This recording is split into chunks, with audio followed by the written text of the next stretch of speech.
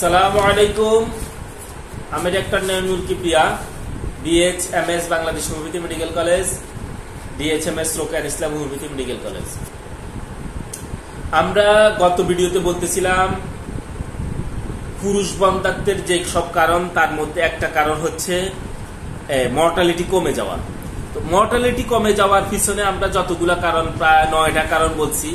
এই কারণগুলা ছাড়াও পুরুষ বন্ধ্যাত্ব কমে যাওয়া, এই কারণগুলার ব্যাপারটা যখন আমরা অবজার্ভ করে আমরা এটাকে কিভাবে ট্রিটমেন্টে নিয়ে আসব, আজকে আমাদের এই ভিডিওতে আমরা মেডিসিনের কথা বলবো। তবে এখানে একটা সতর্কতা হচ্ছে, আমরা যে মেডিসিনের কথা বলতেছি এই মেডিসিনের কথাটা রুগীদের জন্য না। রুগীরা এই মেডিসিনগুলা শুনবে শুধু বোঝার জন্য, বা তার ব্যাপারগুলা কিভাবে বলতে হবে। অবশ্য আমরা আজকে লক্ষণ বলবো না, শুধু গ্রুপ হিসাবে মেডিসিন বলে ফেলবো, একটা দুইটা করে মেডিসিন বলবো, বেশি মেডিসিন বলবো না।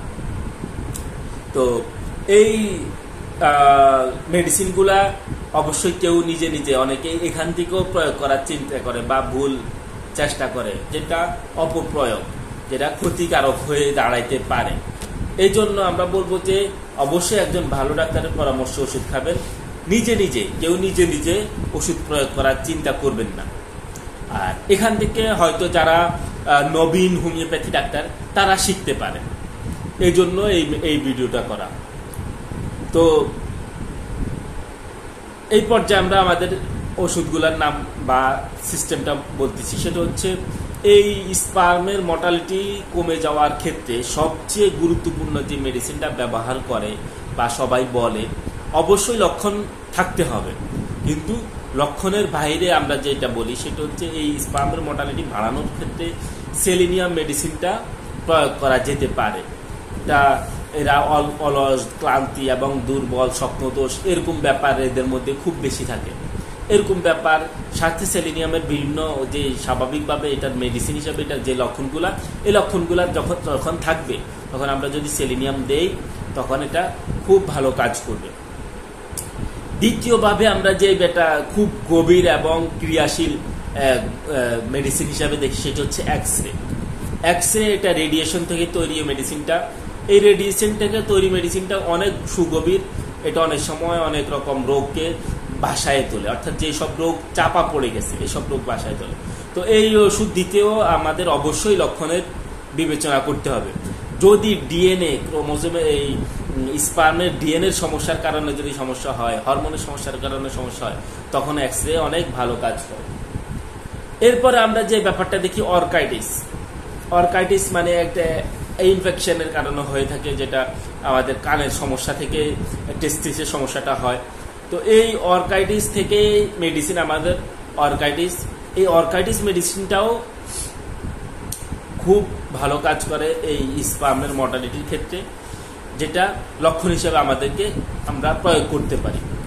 এরপরে সেবাল সেরুরেটা এটা কমনভাবে প্রোস্টেট গ্ল্যান্ডের সমস্যার জন্য ব্যবহার হয়। আমাদের অনেকগুলা লক্ষণ থাকে, পেশাবের সমস্যা থাকে। এই সব সমস্যা যখন মিল থাকে, তখন আমরা সেবাল সেরুরেটাও প্রয়োগ করতে পারি।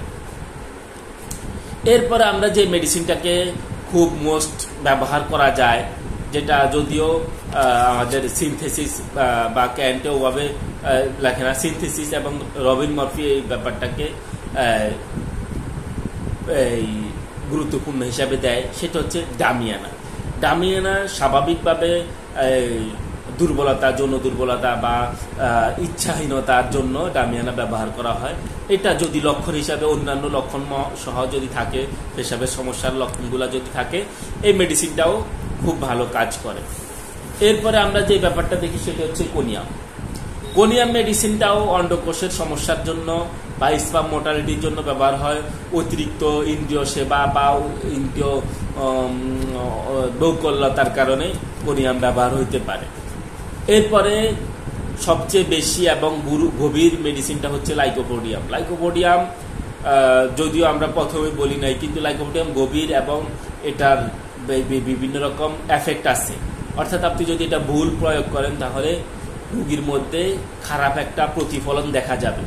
তো এই জন্য সবগুলো মেডিসিনের প্রতিফলন দেখা যায়, হয়তো অনেক সময় সাধারণ ডাক্তাররা ব্যাপারগুলা বোঝে না, কিন্তু এই যে খারাপ প্রতিফলন, অর্থাৎ যেই প্রতিফলনটা ওষুধের নিজস্ব লক্ষণ, অর্থাৎ ভুল প্রয়োগের কারণে, অর্থাৎ এই মেডিসিনটা তার প্রয়োজন নেই তবুও দেওয়ার কারণে যে লক্ষণগুলো আসে, এই লক্ষণগুলো অনেকে বোঝে না। কিন্তু এই জন্য আমরা লাইকোপোডিয়ামকে একটু দেরিতে বলছি, কারণ হচ্ছে লাইকোপোডিয়ামের এই লক্ষণগুলো খুব বেশি ক্ষতিগ্রস্ত করে। অন্যান্য ওষুধেরও ক্ষতিগ্রস্ত করে, কিন্তু এটা বেশি করে যদি আপনার অপ্রয়োজনীয়ভাবে বা প্রয়োজন নাই তবুও এটাকে প্রয়োগ করা হয়। এরপরে আমরা যেটা দেখি সেটা হচ্ছে অ্যাগনাস কাস্ট। অ্যাগনাস কাস্ট এটাও যথেষ্ট কিউরেটিভ মেডিসিন, এই ক্ষেত্রে অনেক ভালো কাজ করে, কিন্তু লক্ষণের সাদৃশ্যতা থাকতে হবে। এই লক্ষণের সাদৃশ্যতা আমরা আরো কয়েকটা মেডিসিন দেখি, যেমন nux vomica, acid phos, acid fluor, calcarea carb, এই ব্যাপারগুলোও আমরা ক্যালকেরিয়া ফসও খুব ভালো ব্যবহার হয় যদি লক্ষণ থাকে। আর মুখস্থভাবে অনেকে টেস্টিস এবং টিটেনিয়াম মেডিসিন, এই দুটা মেডিসিনটাকে ব্যবহার করে থাকে, যেটা ভালো কাজ দেয়, তবে অবশ্যই একজন ভালো ডাক্তার লক্ষণ হিসেবেই মেডিসিন প্রয়োগ করবে। এই বলে আমরা আজকের মতো আমাদের এই মর্টালিটির চ্যাপ্টারটা শেষ করলাম। পরবর্তীতে আমরা ইনফেকশন নিয়ে আলোচনা করব। আজকের মতো আমরা এখানেই বিদায় নিচ্ছি। আসসালামু আলাইকুম ওয়া রাহমাতুল্লাহি ওয়া বারাকাতুহু।